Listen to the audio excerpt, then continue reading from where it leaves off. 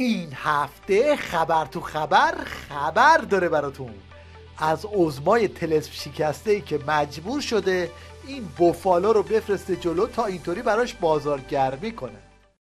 در روی کره زمین هیچ کشوری به اندازه ایران مردم سالاری ندارد، یعنی اینقدر مردم پشتیبان نظام و پشتیبان حکمرانی و حاکمیت نیستن. فقط تنها در کشور ایران هست که این پشتیبانی عظیم مردمی برای نظام وجود دارد. این بوفالو در سالگرد قیام سال 1401 این خالیا رو بست، قیامی که اسمش هم 4 ستون عظما رو میلرزونه. ببینید کارشناسای نظام چطوری دربارش دارن حرف میزنن.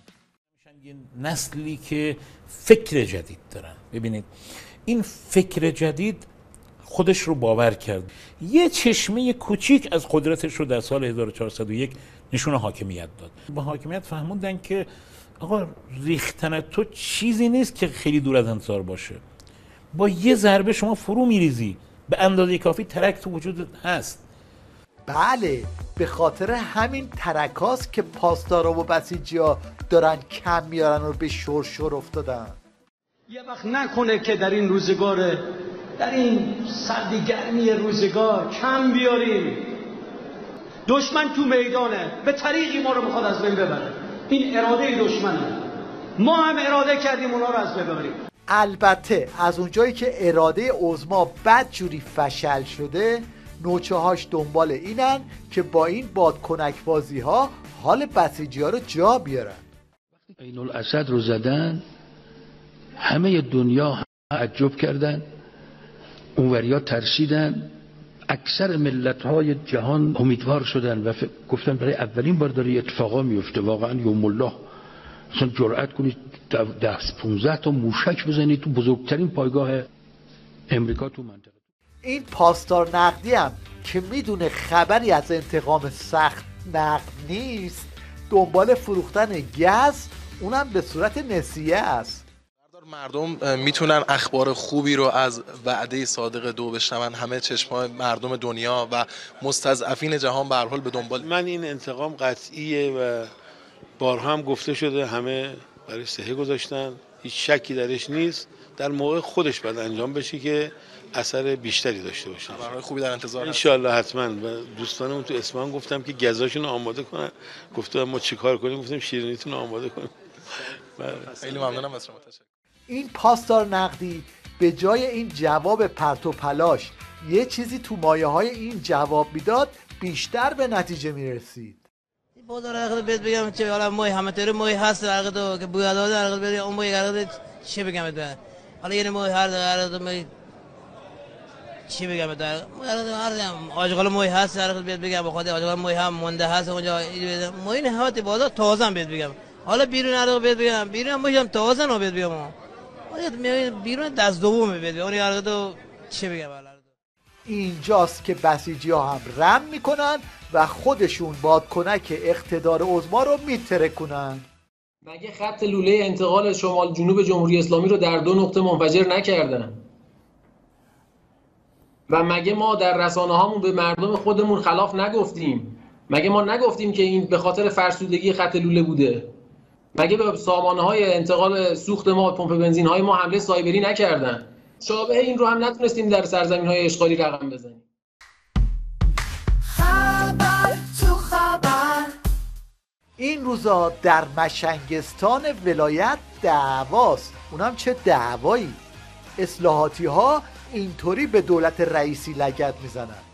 ابتدا چیزی حدود 5000 طلبه توی مدارس ایران مشغول کار بودن. در آخر عمر دولت 33 ماهه آقای رئیسی این رقم به 25000 طلبه توی آموزش پرورش تبدیل شد. تمام شاخصهای دولت آقای رئیسی که اینا خیلی میخوان مقدسش بکنن، شاخصهای منفیه. در اشتغال، در مسکن، تو همین تهران قیمت هر متر مربع در ابتدای دولت آقای رئیسی 30 میلیون تومان بود، قیمت متوسط، و در پایان 33 ماه دولت ایشون رقم رسید به حدود 100 میلیون تومان. قیمت دلار، ارزش دلار 25000 تومان بود در ابتدا بعد از 33 ماه تبدیل شد به 61,000 تومان. این یکی هم اسب زین کرده ای رو که باند مقابل ازش دم میزنه اینطوری تبدیل به الاغ میکنه. اون روزنامه کذایی تازه داره میگه دولت قبلی اسب زین کرده داده به آقای پزشکیان. من نمیدونم این اسب زین کرده مثلا اگر واقعا اسب نمرده باشه و یعنی مجسمه ای نباشه که یه زین انداخته باشن روش، این اصلا مرده است. ایشون همینطوری هی داره دست رو هر چی میذاره میگه اینجا هم که اینطوری، اینجا هم که اینطوری پوله. البته باند مقابلم ولکن قضیه نیست و زیرا به حرفای پزشکیان درباره رشد اقتصادی رو اینطوری میزنه. چشم این مردم اعلام میکنم همین امروز از انتخابات میرم کنار به شرط اینکه این 8% رشد بده، اگه نداد اعلامش کنم. حرفی که میزنه روش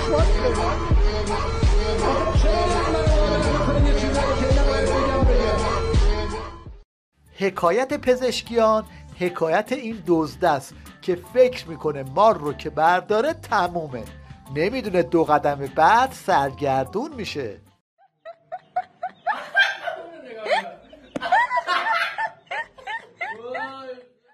البته وزیر اقتصاد پزشکیان هم تو این جنگ و دعواها بی نصیب نمونده و اینطوری غبار روبیش میکنن.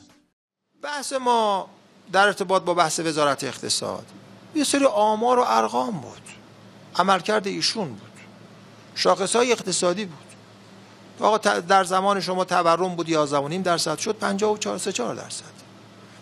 سازمان بازرسی کل کشور گزارش داده که شما در بحث چای دبش متهم هستید. گزارش من نیست، گزارش سازمان بازرسی کل کشوره. نتیجه همه این بخورا این شده که یه چنین بلایی سر ریال اومده. ریال ایران بی ارزشترین پول جهان.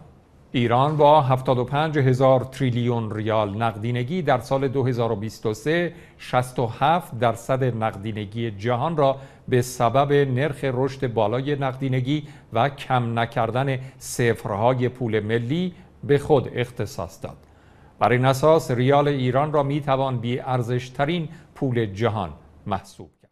همین حرفی که این زد رو به صورت تصویری هم ببینید. این 180,000 ریاله، این 180,000 درهم. این همون اقتصادیه که خمینی گفته بود مال خره. خب لابد محصولش هم این میشه دیگه.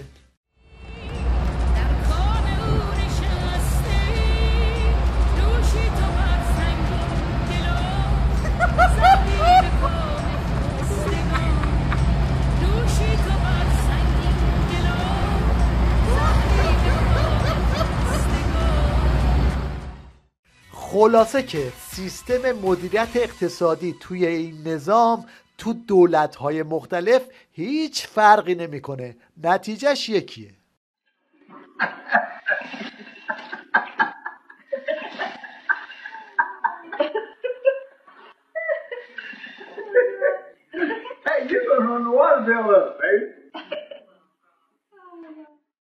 این معاون سینمایی وزیر ارشاد آخوند رئیسی رو یادتونه که یا مقلب القلوب رو بلد نبود بخونه؟ یا مقلب القلوب والابصار، یا مدبر اللیل والانهار، یا محول الحول والاحوال، حول حالنا الی احسن الحال.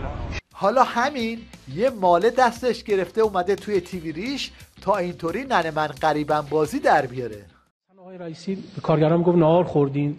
این جمله اینقدر باستابش کرد اینقدر کلمه بدی بود. هیچ کلمه بدی نبود، صداقت بود که آیا شما که نزدیک ظهر غذا میل کردین یا درست کردن، یا شما سر جریان خود ما در جشنواره فیلم فجر که من لای سال تحویل اشتباه خوندم، اون جریان سیاسی بود، کاملا معلوم بود. والله شما خیلی وقتا اتفاق میفته.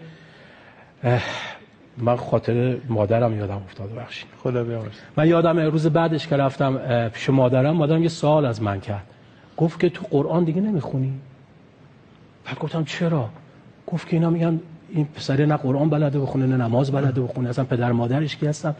خیلی برای من سخت بود آیه افغانی که مادری که از بچگی منو بزرگ کرده بود پای روزه، پای هیئت، پای قرآن، اینجوری به خانواده من توهین کردن. من از اینا نمیگذرم.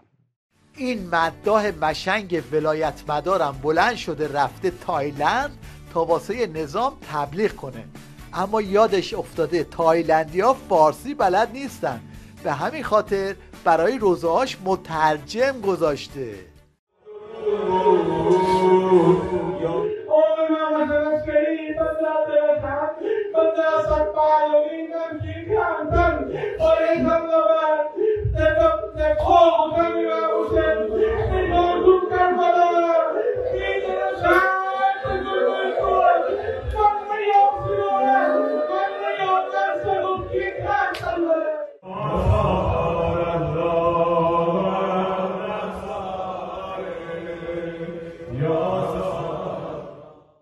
یکی نیست بهش بگه خب میرفتی تایلندی یاد میگرفتی، چرا لقمه رو دور سر چرخوندی؟